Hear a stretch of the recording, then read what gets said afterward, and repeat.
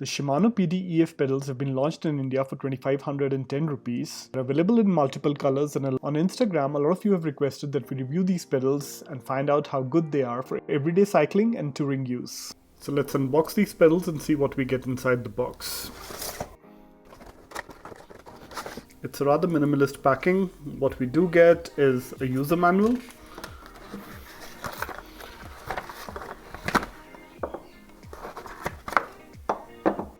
and the two pedals, and that's about it.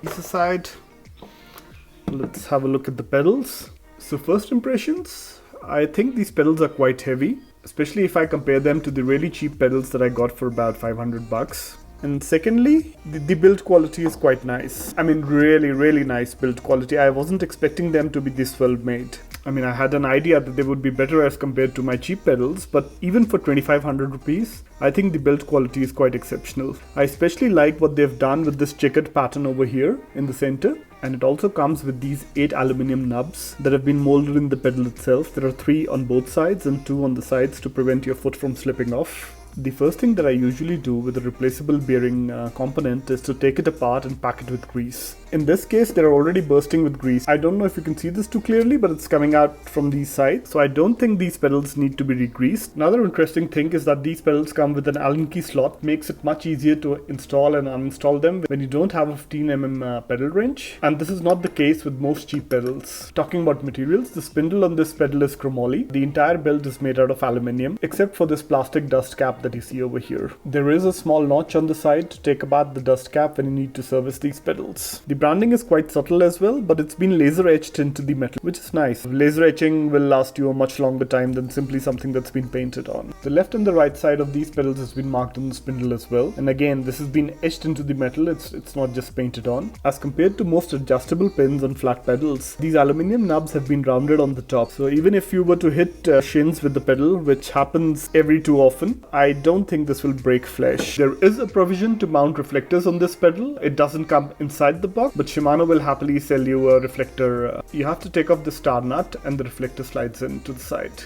These pedals don't come in multiple sizes, but the platform is quite wide.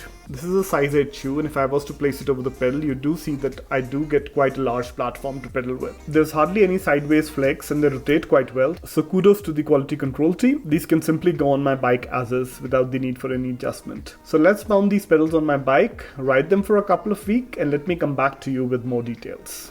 Using my trusty old pedal wrench to get rid of these pedals. One thing that you always have to remember while taking in or taking apart pedals is that they always loosen in the direction opposite to what you're pedaling. So in this case, since I'll be pedaling like this, they will always loosen in the opposite direction. So that's a top tip for you.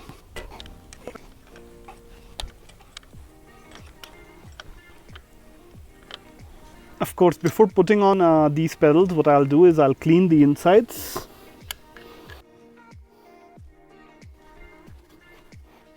Logically, you should always add grease for installing pedals. Because I don't have grease, I'm using a wet lube. But the minute I get my hands on some grease, I'll be re-greasing these threads and then installing them again.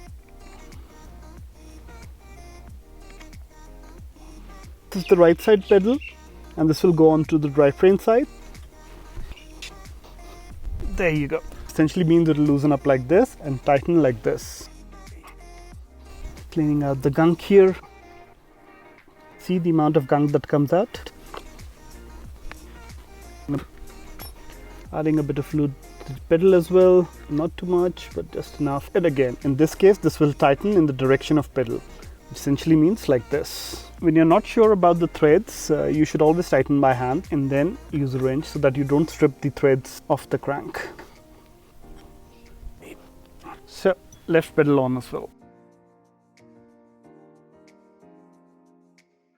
So I've had these pedals for over 15 days and 400 kilometers, and I have nothing but praise for them. Once the shock of the heavy weight wore off, it led me to concentrate on what makes these pedals really good for everyday use. It's got a great build quality. Thanks to these nubs, it has great grip as well. It's quite a big platform, and they're user replaceable thanks to the cup and cone bearings. To be completely honest, I thought I'd use these pedals for a week and give them away on the channel as a giveaway. But after a week, I've changed my mind and they'll be staying on my training bike. In a way, these pedals remind me of the old Honda advertisement.